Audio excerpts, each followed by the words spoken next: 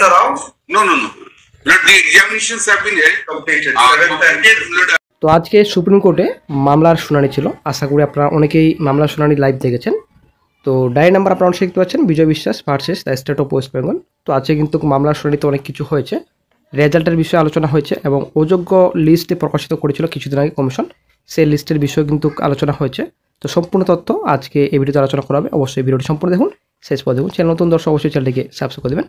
আপনারা দেখতে পাচ্ছেন ডায়েরি নাম্বার, কেস নাম্বার এখানে দেওয়া রয়েছে, প্রেজেন্ট লাস্ট লিস্টেড। তো আজকে কিন্তু মামলাটি কোর্টে উঠেছিল। Honourable mister justice Sanjay Kumar sir এবং অনারেবল মিস্টার জাস্টিস অলোক রাদে। তো 22 সেল নাম্বার কিন্তু আজকে মামলাটি কোর্টে উঠেছিল। তো পেন্ডিং এখানে সম্পূর্ণ ডিটেলস রয়েছে। তো চলে আসছে নেক্সটে। এখন বর্তমানে 24/11/25 নেক্সট হ্যান্ড ডেট রাখা হয়েছে।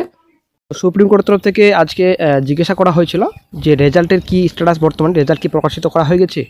তো এসএসসির আইনজীবীর তরফ থেকে বলা হলো যে এখনও পর্যন্ত রেজাল্ট প্রকাশিত করা হয়নি, তবে এটা পরিকল্পনা নেওয়া হয়েছে যে অক্টোবর শেষের দিকে রেজাল্ট প্রকাশিত করা হবে এবং নভেম্বর থেকে ইন্টারভিউ শুরু করা হবে। তো আজকে কিন্তু সুপ্রিম কোর্টের তরফ থেকে অনুমতি দেওয়া হলো রেজাল্ট যেন শিগগিরই প্রকাশিত করা হয়। এবং সুপ্রিম কোর্টের তরফ থেকে একটা জিজ্ঞাসা করা হয়েছিল, মানে আজকে মামলার শুনানিতে কমিশন ও রাজ্যকে প্রশ্ন সুপ্রিম কোর্টে তালিকা প্রকাশের নির্দেশ দিয়েছে আদালত। এসএসসি আইনজীবী কল্যাণ বন্দ্যোপাধ্যায় জানিয়েছেন তারা তালিকা প্রকাশ করবে। তো পরীক্ষার মধ্যে চাপ ছিল তাই দেওয়া হয়নি। এসএসসি শিক্ষক নিয়োগের বিজ্ঞপ্তি প্রকাশের পর একের পর এক মামলা হয়েছিল, সেই মামলারই শুনানি ছিল শীর্ষ আদালতে। আগের শুনানিতে এসএসসিকে দাগিদের তালিকা প্রকাশের কথা বলেছিল আদালত, তা প্রকাশও করেছিল এসএসসি, তবে ফের তালিকা প্রকাশের নির্দেশ দিল আদালত। তাতে কোনো আপত্তি জানায়নি এসএসসি বা রাজ্য। পাশাপাশি রাজ্যের আইনজীবী কপিল সিব্বল জানিয়েছেন দাগিদের অ্যাডমিট কার্ড বাতিল করেছে রাজ্য, পরীক্ষায় বসতে দেওয়া হয়নি তাদের। আদালতে এসএসসি এটাও জানিয়েছেন আইনজীবী কল্যাণ বন্দ্যোপাধ্যায় যে আমরা পরীক্ষার্থীদের ওএমআর কপিও দিয়েছি এবং মডেল অ্যান্সার সেট পাবলিশ করেছি। নভেম্বর প্রথম সপ্তাহে ফলাফল প্রকাশ করার আশাবাদী আমরা। আদালত জানায় সব কিছু এমনভাবে সব নিষ্পত্তি হলে আদালত খুব খুশি হবে।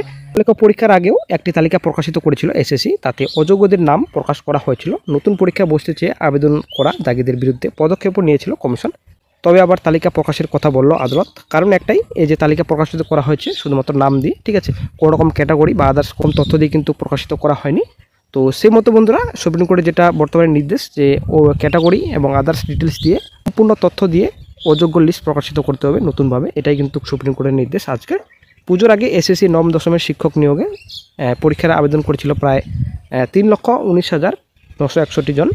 পরীক্ষা বসেন 2,93,192 জন। একাদশ দ্বাদশ শিক্ষক নিয়োগে আবেদন করেছেন 2,46,543 জন। পরীক্ষা বসেন 2,29,497 জন।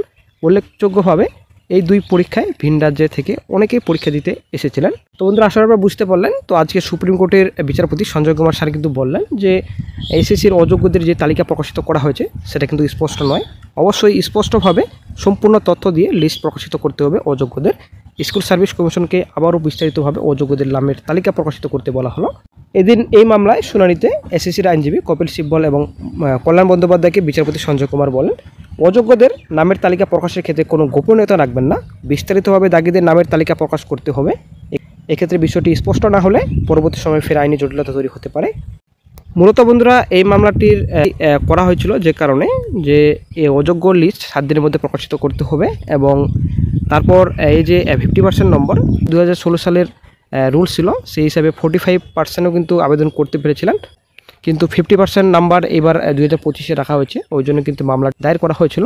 তো আজকে কিন্তু পরিষ্কার রেজাল্ট নভেম্বরের মধ্যে প্রকাশিত হচ্ছে এবং নভেম্বরে কিন্তু ইন্টারভিউ হচ্ছে। তো আজকে কিন্তু এসএসসি সেকেন্ড লিস্টের রেজাল্টের অনুমতি দিয়ে দিল supreme court. Results are out? No. Not the examinations have been held. Completed. We are just expecting Results will be declared. interview will be in the first week of January. or November. November. First week of November. You will be declaring the result. So that thereafter certain other work. No, results. Last week of November. The results will be fast. There are some issues which have been raised. That will take